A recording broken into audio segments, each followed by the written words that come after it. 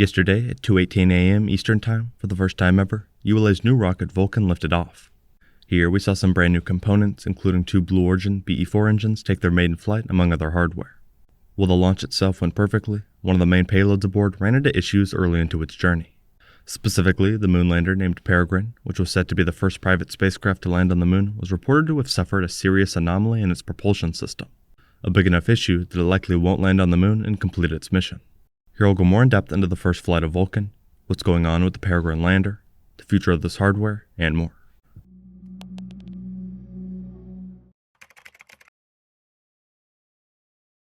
Early in the morning, on the 8th, Vulcan was on the pad and ready for liftoff. Right before the clock hit 0, the BE-4 engines began ignition, and with the help of the two SRBs, the rocket lifted off for the first time. From here, it began accelerating and reached max Q at T plus 1 minute and 16 seconds into the launch. We then saw the two SRBs jettison at T plus 1 minute and 50 seconds. It continued to gain altitude until nearly 5 minutes in, when the two BE-4 engines successfully cut off, and then the booster separated just seconds later. Currently, this entire rocket is expendable, but ULA has plans for the future to possibly protect and reuse a section of the booster and engines. At T plus 5 minutes and 15 seconds, the two upper stage engines ignited, and then the payload fairing jettisoned right after. The next 30 minutes or so consisted of a coast phase and additional engine burn before the lander separated from the upper stage at T plus 50 minutes and 26 seconds into the flight. The upper stage went on to complete one more engine burn, with the mission officially finishing close to 4.5 hours after liftoff. This marked a successful flight and operation of the Vulcan rocket. While exciting, not long after, this good news was countered by reports that the Peregrine lander was running into issues. Astrobotic, the company responsible for the lander, came out with an initial update that was quoted saying, "After successfully separating from United Launch Alliance's Vulcan rocket, Astrobotic's Peregrine lunar lander began receiving telemetry via the NASA Deep Space Network. Astrobotic built avionics systems, including the primary command and data handling unit, as well as the thermal, propulsion, and power controllers, all powered on and performed as expected. After successful propulsion systems activation, Peregrine entered a fully operational state. Unfortunately, an anomaly occurred, which prevented Astrobotic from achieving a stable sun-pointing orientation. The team is responding in real time as the situation unfolds, and will be providing updates as data is obtained and analyzed." A few hours later, they released a second update that mentioned concerns with landing on the moon and the battery reaching an operationally low level. Soon after that update, they managed to successfully re-establish communication with Peregrine after the blackout. They also reoriented the solar panels toward the sun, allowing the battery to charge. On the fourth update, they said, "Unfortunately, it appears a failure within the propulsion system is causing a critical loss of propellant. The team is working to try and stabilize this loss, but given the situation, we prioritized maximizing the science and data we can capture." They then received some of the first images of the lander taken by an onboard camera. Astrobotic pointed out that this image gave a visual clue that aligned with their telemetry data about a propulsion system anomaly. With all this in mind, it seems clear now that the opportunity to land on the moon is likely gone. The vehicle no longer possesses the fuel or necessary systems to make a successful landing. Instead, the teams plan to use the working tech on board to complete as much science as possible.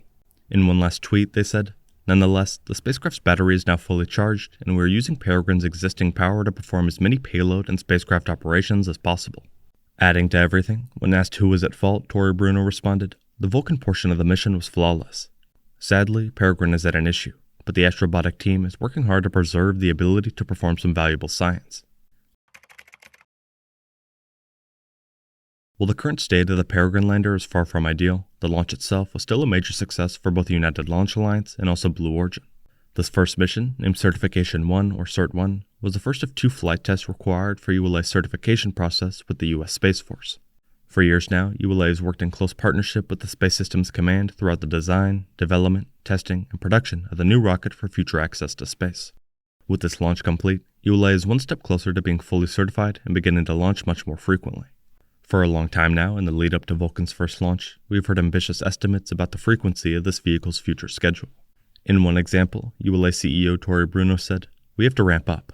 Before the end of 2025, we expect to really be at a tempo, which is flying a couple of times a month, every 2 weeks," he said. In addition, Amazon's satellite service, Project Kuiper, selected Vulcan for 38 launches. By 2026, Amazon's FCC license requires that at least half of these satellites are in orbit and operational. This suggests that a majority of Vulcan's launches will be expected to happen before 2026. The successful flight is also a big deal for Blue Origin, as it marks the first flight of the BE-4 engine. Even though this hardware has been tested extensively for many years now, this was the first time it was actually lifting a rocket into space. The success is a good sign not only for future deliveries to ULA, but also plans for Blue Origin's New Glenn rocket, which uses 7 of these engines on the first stage. In recent months, we've seen the specific engine's production go into overdrive. Since Vulcan is expendable, every launch means 2 more BE-4 engines are needed. It's possible the total 38 launches require 76 BE-4 engines. It's also important to point out that United Launch Alliance has priority when it comes to receiving these engines. This means that Blue Origin will need to make enough engines for Vulcan and ULA first, and then additional ones for each New Glenn booster. Combine this with additional contracts and plans, and the two companies are expecting a very busy upcoming few years. As far as when the next launch is, ULA already has hardware nearly ready. At this point, we know the company has been working to mass produce this vehicle in preparation for a busy launch schedule. Back on November 3rd, Tori Bruno tweeted saying, "Wow, that kinda looks like 4 Centaur 5s in flow at the rocket factory." Here you can see all the upper stages with varying progress in the factory. By now, the next Vulcan booster and upper stage should be practically complete. If so, they would need to ship to the Florida launch site, complete a wet dress rehearsal, then static fire, and launch Dream Chaser. The successful flight is a good sign for the schedule of Dream Chaser Tenacity, which should be just about ready to ship in the coming months. Looking at the design of Vulcan, while nothing specifically stands out as a next-generation launch vehicle, it is powerful, expected to be incredibly reliable, and the future workhorse of ULA. The 2 main BE-4 engines produce 550,000 pounds or 2,400 kilonewtons of sea-level thrust. To add to that, 2 graphite epoxy motor or GEM-63XL solid rocket boosters or SRBs generate the additional power required at liftoff, each providing 459,000 pounds or 2,044 kilonewtons of thrust. Above is the Centaur 5 second stage, which is 17.7 feet or 5.4 meters in diameter and 38.5 feet or 11.7 meters in length. Its propellant tanks are pressure stabilized and constructed of corrosion-resistant stainless steel. Centaur is a cryogenic vehicle, fueled with liquid hydrogen and liquid oxygen, powered by 2 RL-10C engines producing 23,825 pounds or 106 kilonewtons of thrust, all of which were reported to have performed very well on this first flight. At the end of the day, Vulcan is now officially beginning its long journey and hopeful future. ULA plans to use this rocket as much as possible for all sorts of missions ranging from LEO to beyond, something we can look forward to in the coming years. ULA just successfully completed the first Vulcan launch and deployed its included payloads. Unfortunately, the Peregrine moonlander suffered a critical failure and is now in a rough state. We will have to wait and see how it progresses and the impact it has on the space industry. Thank you very much for watching.